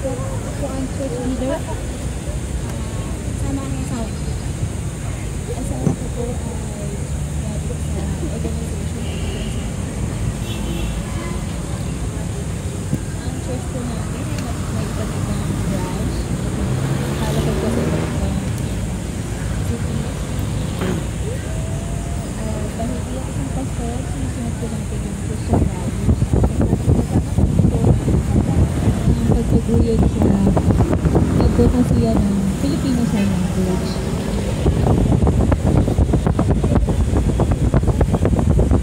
Totoo naman na gusto natin mas mapa-enrich pa ang kamalayan patungkol sa Filipino Sign Language. At aming simbahan ay tinuturo din natin sa mga hearing para matuto ng Filipino Sign Language.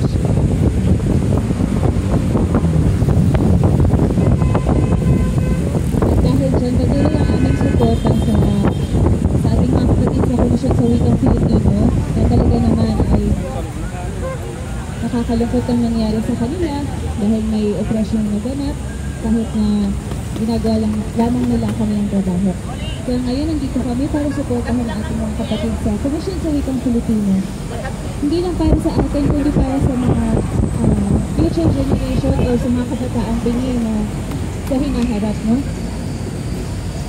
Hindi lang para sa church, kundi para sa buong komunidad ng mga bilang. Maraming salamat po. Anong pangalan ng bar? Kasi Toyo.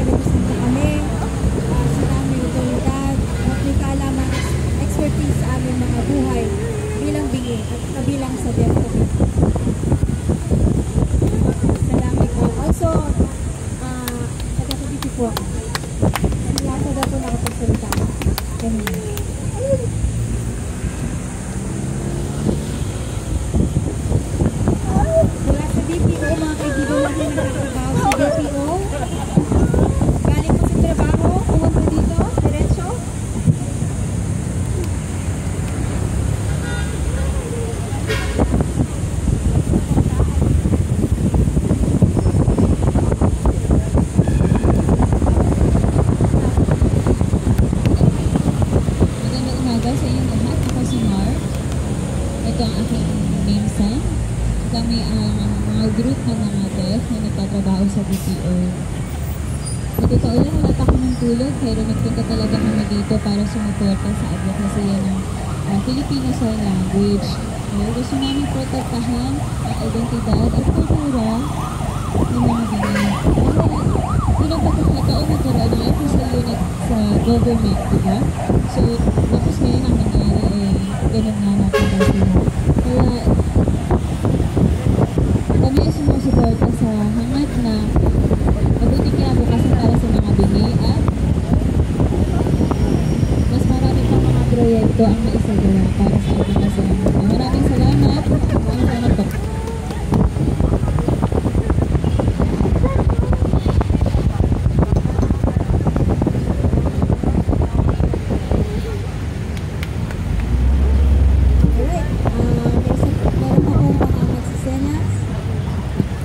Sasabihin lang po pala ating kasama si Tim. Salamat po sa mga iba't ibang organizations na nandito. Meron tayong isa, kasama din si Wayne po. Isa po siyang Philippine Sign Language Specialist. Kasama po na Miss Carol, Nagano noon, Nagibok Lisa. Sila po yung nagsimula, magsulat, kasama sa pagsusulat na official o mga official. Kung pinapanganak pa lang ang official, sila po yung nandoon. Inaiyak ko ang school para magbigay na background o short history sa ating mga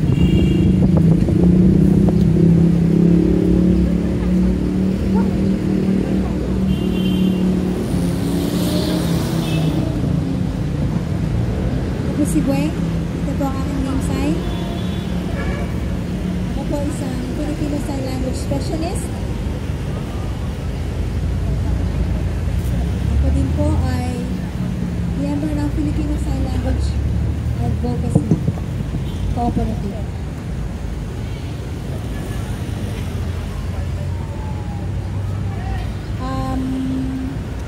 Nung panahon po ng COVID, bago pa noon, bago po magkaroon ng COVID, matagal na marami ng pagpapagalang ginawa nangyari para po sa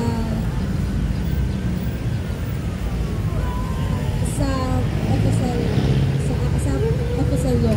So, si Carol Nagano po yun, si Doc Lisa, at ako, at iba pa mga deaf community. Try to work on the IRR of the official law. Wala pa po nun ang KWF official unit. So, nagpunta po kami sa iba't ibang mga moderator. Nandun na kasi yung batas, pero wala, pinapalakas pa lang yung IRR.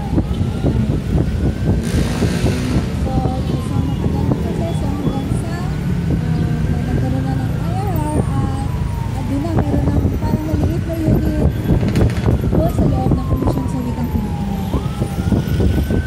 Para meron tayong lead agency na magbabantay sa mga programa ng mga para sa Pilipino. Tapos yung 2022. Sa IRR, ito ang sabi doon sa IRR is dapat magkaroon ng resolution. Pero anong bakit? Mahirap lagi kasi ginagawa ko. Ngayon ay magkaroon ng isang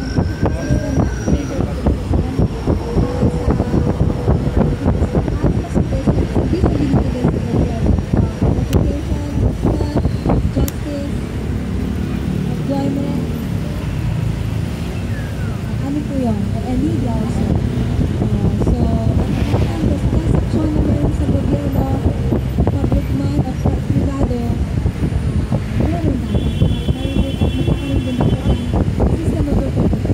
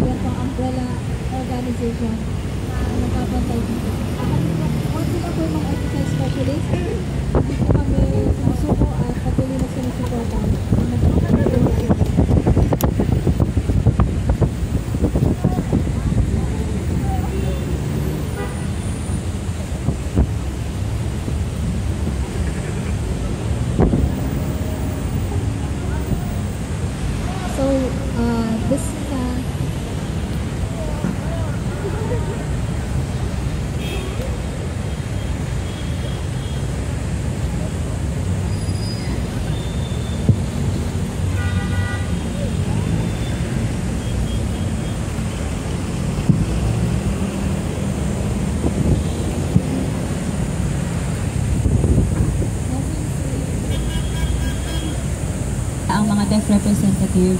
Sa tingin niyo tama ba yun? Dapat mayroong deaf consultant. Dapat deaf dahil deaf representation. Yun lamang po, maraming salamat.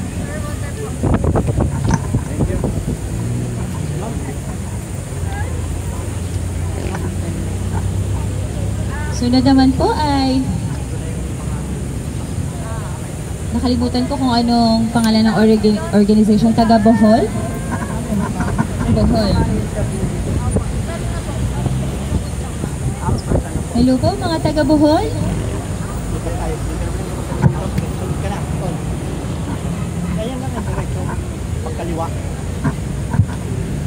Si Jet na lumipad pa mula sa Bohol. Grabe.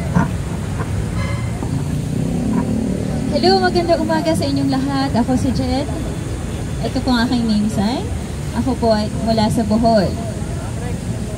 Talaga, totoo naman at 2 oras ang aking nilipad, no, para sumuporta dito sa ating advocacy. Mula rin kabilang din ako sa Philippine Federation of the Deaf at Philippine Federation of the Deaf Youth Sector. At totoo, ang mga tao nandito ay talaga namang may puso para sa ating advokasya. Hindi lang para sa ating mga deaf na nandito, kundi sa kabataang mga bingis sa hinaharap, hindi ba? Kasama tayong bumubuo ng kanilang hinaharap. Huwag tayong papayag na tayo ay maapi ang ating wika para sa ating mga kabataang mga bingi. Yun nangyaring, mga maling nangyari nung nakaraan ay ating itinatama para hindi na mangyari sa hinaharap.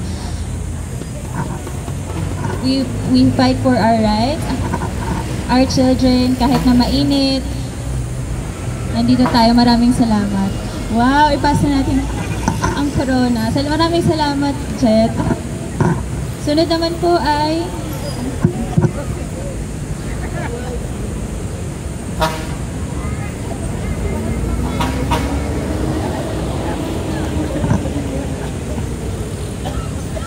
ito po yung name sign ng organization. Ano pong mula sa Laguna.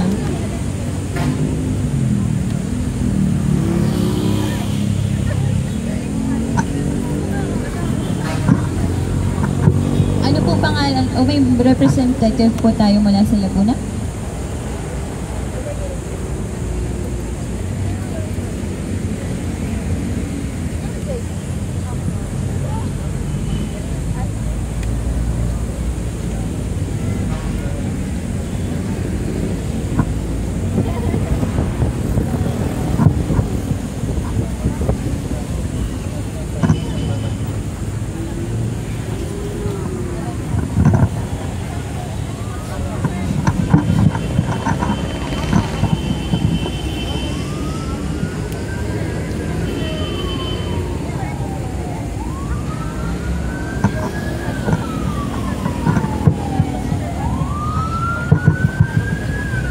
Po, magandang umaga. Alam ko po na pagod na po tayong lahat, pero magandang umaga pa rin po sa ating lahat. Ako po si Joy, isa po akong interpreter at ako po ay hearing na sumusuporta at may puso para sa mga bingi. Naniniwala po kami sa equality at importante po tayong lahat. Mapahiring man o deaf, pantay po tayo dapat.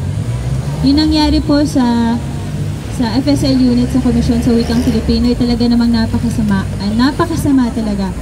Dahil ito ay isang uri ng opresyon at pagsasawalang bahala sa unit ng FSL. Totoo talagang karumal-dumal yung nangyari, no? Na talagang tinanggal na lang bigla at isinasawalang bahala ang mga staff sa FSL unit.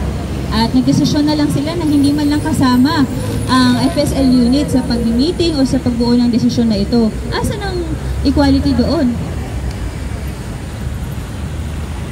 Marami ng mga nagtaguyod na para sa equality na ito, maraming mga interpreters na napumanaw na dahil sa kakatrabaho at sumusuporta sila sa advokasya na tayo maging pantay.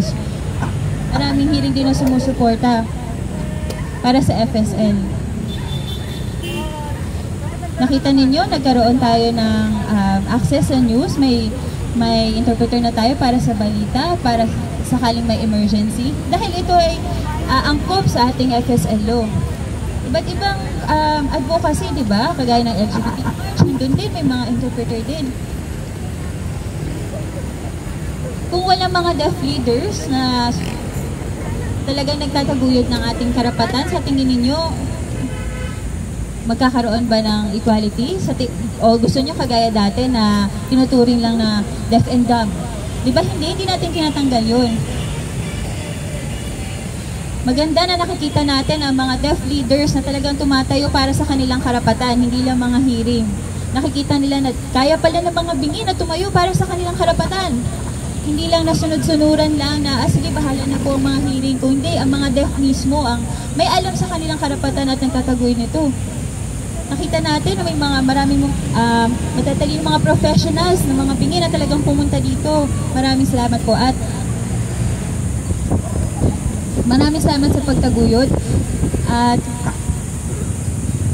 totoong talagang naniniwala kami na pantay ang karapatan ng mga bingi at ng mga hindi. Ang nangyari kay Pips at saka kay Melissa,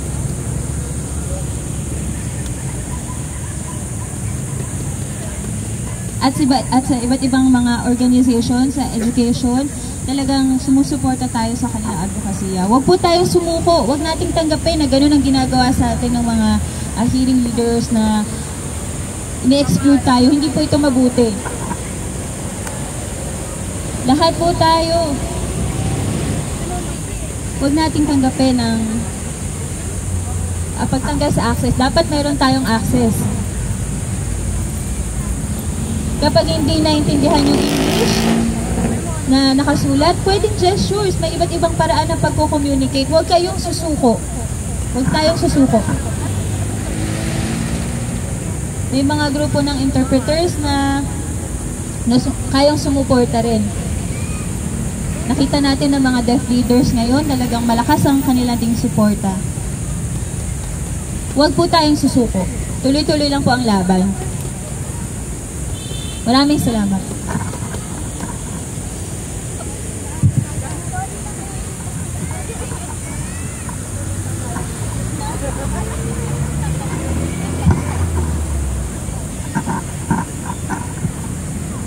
Mula naman po sa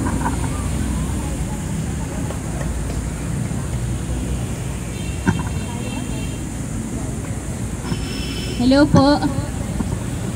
Magandang umaga. Ako po si Emil Zayon. Ito po ang aking sign name. Kami po ay organization ng Philippine Sports Federation of the Deaf. Kami po ay sumusuporta sa advocacy ng Filipino Sign Language. At nakita po natin na maraming mga bingi ang sumusuporta rin sa advocacy ito. Nagkaroon po tayo ng pagkakaisa sa iisang advocacy. Mahal ko po kayo. Maraming salamat.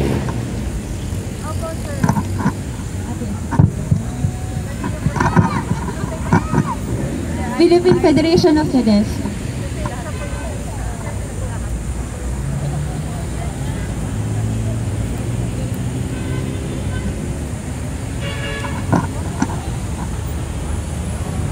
Ditawag ko rin po si Jen.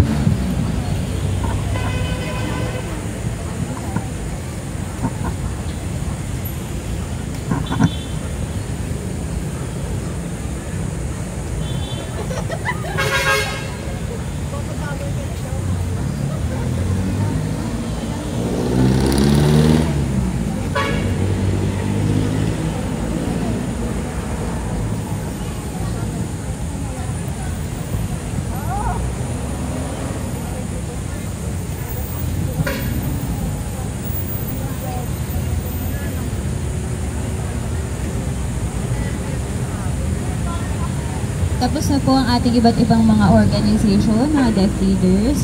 Dahil nagtitipid po tayo sa oras, ngayon siguro ay huli na lang po ang Philippine Federation of the Deaf.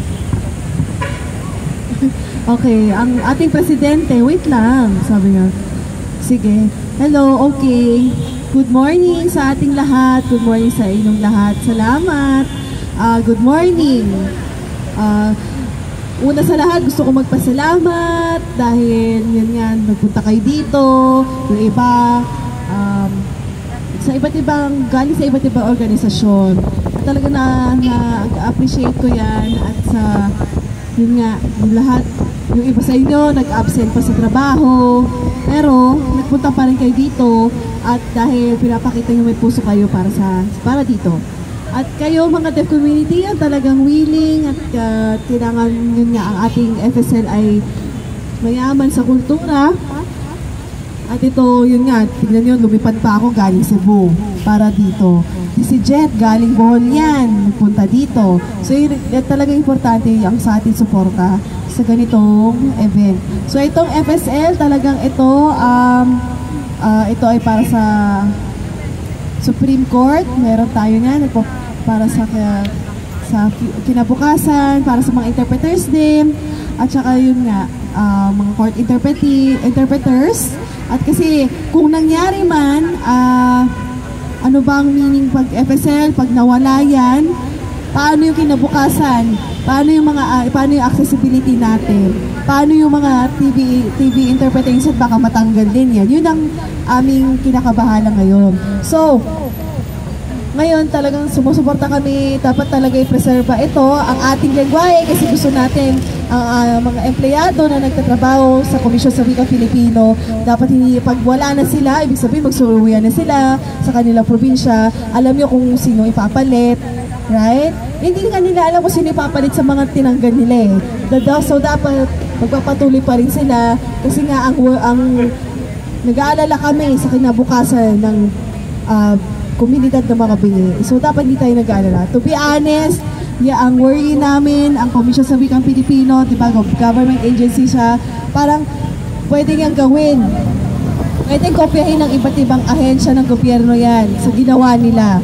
So, talagang pwedeng, once na may natanggal silang empleyado sa mga bingi, tutuloy-tuloy yan, kukopyahin ng ibang ahensya. Pero meron tayong batas, yun na ay RA 11106, lahat ng government agencies, including LGU, alam nila na may FSL, pero yun nga, sa Department of Education, sa Korte, dapat may hustisya, dapat nare-recognize ito ang ating lengguwahe.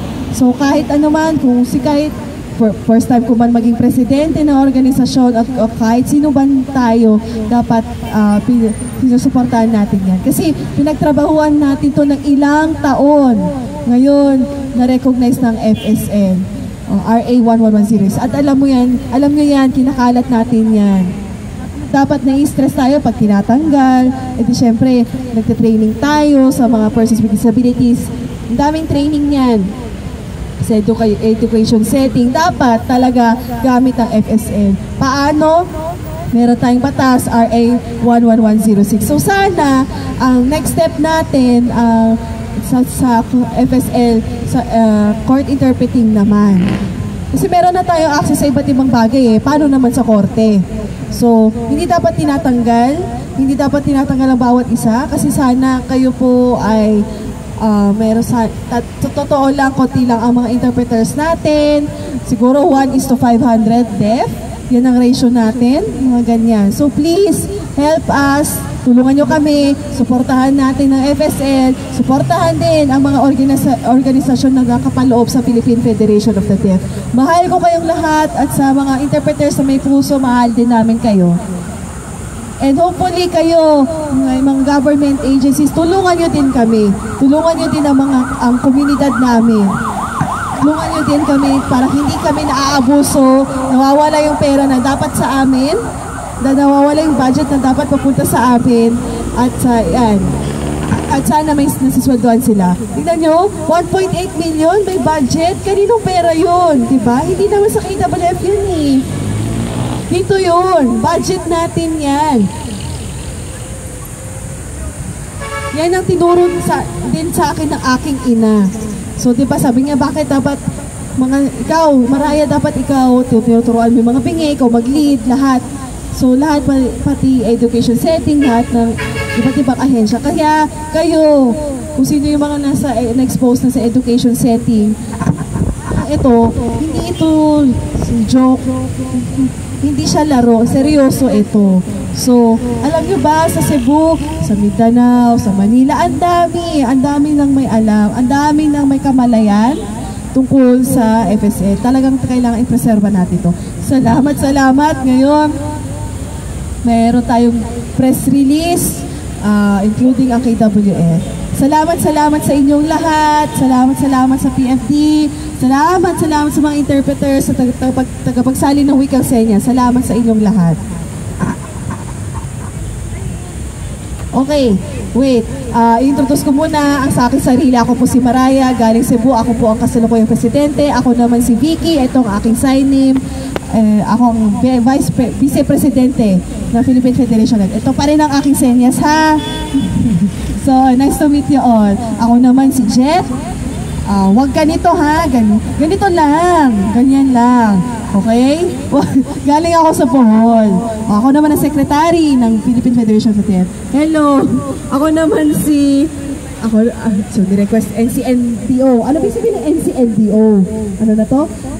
National Networking of Deaf Organizations. Yan. Ako naman ang assistant. Ay, sorry. Hello!